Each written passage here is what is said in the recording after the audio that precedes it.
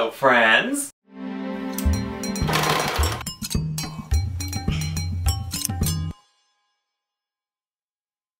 Today we're going to make some extensions so I can look beautiful for a party that's coming up tonight. So we need to make a special drink just for the occasion. This drink I'm calling the Hair Raising Extension because it's going to have Red Bull in it to extend the life of me during this day because it's going to be crazy. And just whatever else I have. That's the hair raising part.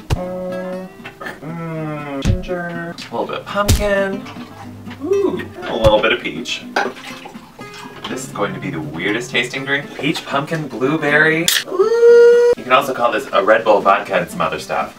Surprisingly tasty. Nah, really weird, but delicious drink. Yeah! Let's talk some of the things that you'll need. First things first, you're going to need some hair to make extensions out of. A lot of people will probably be wondering what kind of hair you can use. I just go to a place called Sally Beauty Supply in Denver, and they have a bunch of different kinds of hair, and it's relatively inexpensive. For this hair, it's partially human hair, which I know weirds a lot of people out, but that's what they make a lot of wigs out of. And you're able to dye human hair a lot easier with regular hair dyes, whereas if you have a synthetic wig, it's going to do weird things if you try to heat it up with any of that. The more you know. I already cut this because I have two sections that I want to make out of it. This is called weft. It's just one piece that has a lot of hair coming off of it. Right now it's approximately 16 inches across. Fold that in half, and then I'm just going to use a sewing machine, zigzag stitch across that piece. Another thing to note, when you know how wide you want your weft to be, you're going to cut it. And when you do, you might want to use a glue gun or fingernail polish to seal that edge.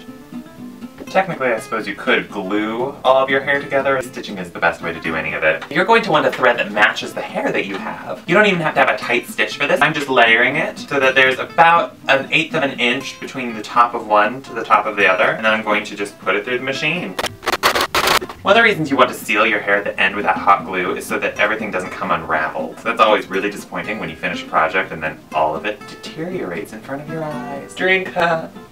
Trim off any additional threads. You don't want them getting in the way. I think I want something a little bit like this because I'm going to be a unicorn. So I just want it to look kind of mane-like. I kind of like how that feels and fits. I might actually fold it one more time. So if I fold it one more time, it'll be slightly thicker. Yeah. Check that out. Boom, I'm so pretty.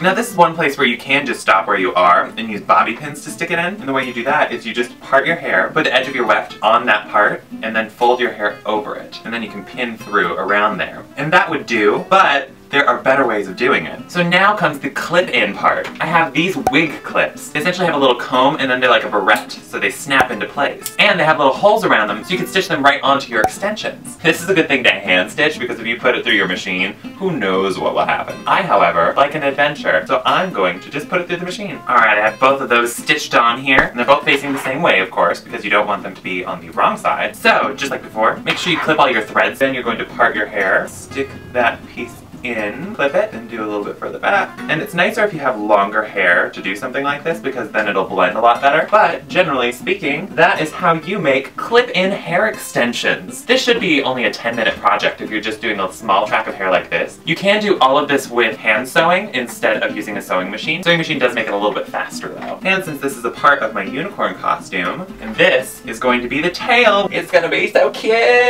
I hope that you enjoyed this episode of Crafting with Cocktails. If you really did, make sure you hit that subscribe button up above. It lets me know that I'm doing well. Also leave any comments, questions, etc. down below, and I'll try to answer them. Until next time, friends. Refocus.